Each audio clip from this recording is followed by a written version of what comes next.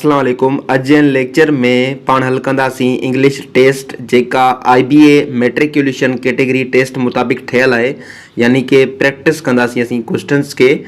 ख़ासि करे असीं अॼु रीडिंग ऐं कॉम्प्रीहेंशन वारो पोर्शन हल कंदासीं। हाणे रीडिंग जो मतिलबु हूंदो आहे पढ़णु, कॉम्प्रीहेंशन जो मतिलबु हूंदो आहे सम्झ, यानी कि असांखे हिकु पैसेज मिलियल हूंदो जंहिंखे असांखे गौर सां ऐं सम्झी करे पढ़णो आहे ऐं उनजे मुताबिक़ जेका बि MCQs उन पैसेज जे मुताबिक़ पुछा वेंदा असांखे उनजो जवाबु ॾियणो आहे। त असीं मूव कयूं था नेक्स्ट स्लाइड जी तरफ़। हाणे असां वटि छा हूंदो, हिकु पैसेज मिलियल हूंदो, उन पैसेज मां 10 क्वेश्चन्स यानी कि 10 MCQs पुछा वेंदा ऐं असांखे चवंदो रीड द पैसेज केयरफुली। त पैसेज खे गौर सां पढ़ो एंड आंसर द क्वेश्चन्स, ऐं जेके बि सुवालात पुछा विया आहिनि उनखे असांजो जवाबु ॾियणो आहे। हाणे असां वटि जेको पैसेज आहे उहो पैसेज ही आहे, इन जे मुताबिक़ क्वेश्चन्स पुछा वेंदा। हाणे असां वटि पैसेज आहे, इनखे डिटेल सां पढ़ूं था। Emma had always been fascinated by the stars.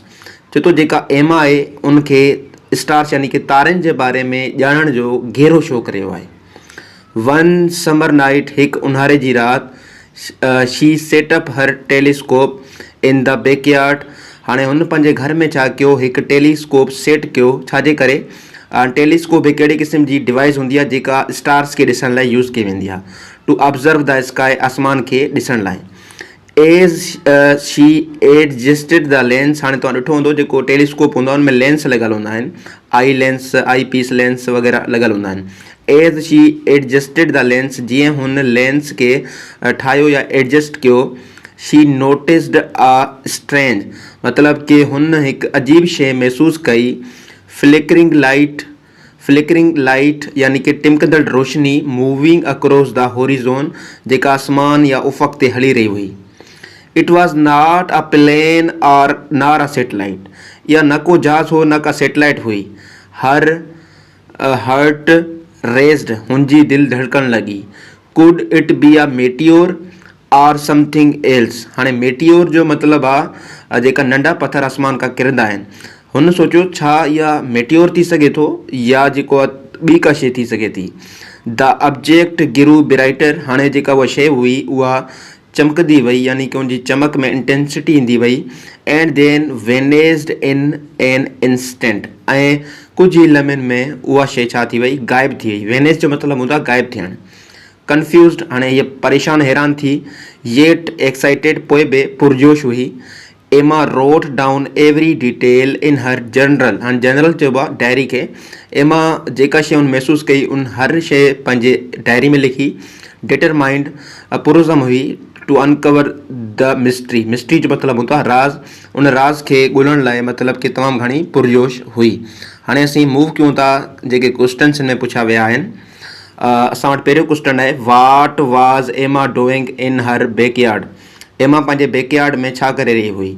त असां ॾिठोसीं त उहा हिकु टेलीस्कोप यूज़ करे रही हुई। त असां वटि जेको हिते करेक्ट ऑप्शन आहे उहो आहे सी, यूज़िंग अ टेलीस्कोप। एमा हिकु टेलीस्कोप यूज़ करे रही हुई।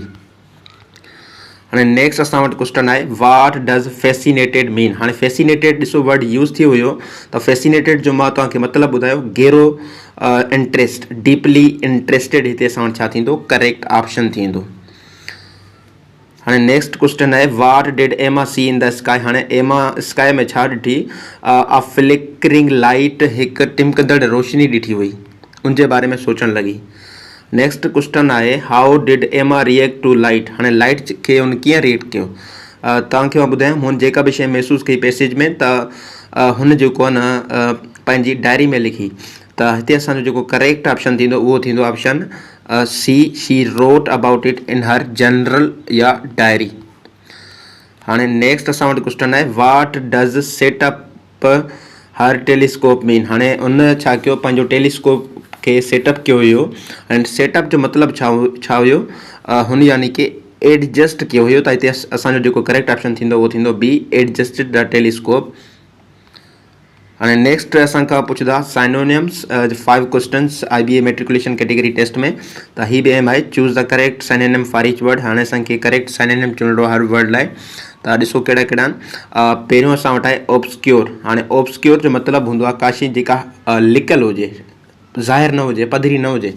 त त हिते असां वटि ऑप्शन आहिनि क्लियर, क्लियर यानी कि साफ़, हाइडन, हाइडन यानी कि लिकियल, ब्राइट यानी कि चमकंदड़, स्मॉल यानी कि नंढो। हिते जेको करेक्ट ऑप्शन थींदो उहो थींदो बी, हाइडन, हिडन यानी कि एब्सक्योर।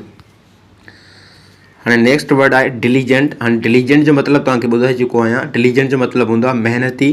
त हिते जेको करेक्ट साइनेम थींदो उहो थींदो हार्ड वर्किंग। नेक्स्ट असां वटि क्वेश्चन्स आहिनि एंटोनियम्स जा। हाणे एंटोनियम्स में 5 क्वेश्चन्स पुछिया वेंदा। Choose the correct opposite meaning. हाणे एंटोनियम जो मतलब इहो हूंदो आहे मतज़ाद लफ़्ज़। त असां वटि पहिरियों वर्ड आहे गिलूमी। हाणे गिलूमी जो मतलब ॿ थी सघनि था, या त उदास या अंधेरो। त डार्क अंधेरो हिन जो थियो साइनेम, इहो ऑप्शन असां वटि इनकरेक्ट थी वियो। चीयरफुल, चीयरफुल, हाणे चीयरफुल मतलब तमामु पुरजोश या ख़ुशि। त हीअ असां वटि छा थींदो, हिन जो अपोजिट वर्ड थींदो। नेक्स्ट असीं मूव कयूं था अपोजिट ऑफ अबंडेंट। हाणे अबंडेंट जो मतलब हूंदो आहे वाफिर या घणी मिक़दार में हुजणु। त प्लेंटी इन जो थियो साइनेम, त हीअ ऑप्शन इनकरेक्ट। स्केंटी मतलब कि छा आहे, कंहिं शइ में खोट हुजे। त हीअ असां वटि छा थींदो, करेक्ट ऑप्शन थींदो असांजो ऑप्शन बी, फुल बि न थींदो, मैक्सिमम बि न थींदो हिते। हाणे नेक्स्ट असां वटि आहिनि सेंटेंस स्ट्रक्चर जे मुताबिक़ क्वेश्चन्स जेके असीं हल कंदासीं।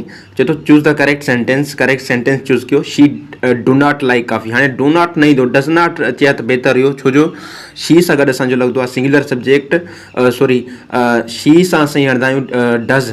त हिते लॻियल आहे डू नॉट। त हीअ असांजो ऑप्शन छा थियो, पहिरियों इनकरेक्ट थी वियो। शी डज़ नॉट लाइक्स, हाणे डज़ नॉट अची वियो, लाइक्स न ईंदो, हिते अचणु खपे लाइक। त हीअ ऑप्शन बि incorrect. She does not like coffee, त हीअ असांजो छा आहे करेक्ट ऑप्शन आहे। एरर डिटेक्शन जा भी क्वेश्चन्स पुछा वेंदा। हाणे असीं एरर डिटेक्शन जो मतलब हूंदा तव्हांखे मिस्टेक ॻोल्हणी आहे सेंटेंस में। हाणे पहिरियों असां वटि आहे she go to school every day. हिते जेका मिस्टेक्स उहो कंहिं में आहे, गो में आहे। हिते गो न थींदो बल्कि हिते थींदो गोज़, शी गोज़। छाजे करे असांजो जेको सब्जेक्ट आहे उहो शी आहे, सिंगुलर आहे। त प्रेजेंट इंडेफिनिट टेंस जे मुताबिक़ असांखे वर्ब सां एस या ई हणणो पवंदो। हाणे नेक्स्ट प्रीपोजिशन जे मुताबिक़ असांजा क्वेश्चन्स आहिनि, प्रीपोजिशन फिल करणा आहिनि। त पहिरियों क्वेश्चन आहे we are going dash market. त हिते असांजो थींदो correct option 2, we are going to the market, option B. Next question आहे he is afraid dash the dark. हाणे अफ्रेड जिथे बि अचे उहो पाण सां प्रीपोजिशन खणंदो आहे ऑफ। त हिते जेको करेक्ट ऑप्शन थींदो उहो थींदो ऑफ। हाणे कंक्लूजन हीअ आहे त तव्हां जेको आहे डेली बेस ते प्रैक्टिस कयो, इंशाल्लाह तमामु बहितरी अची वेंदी। Thank you so much.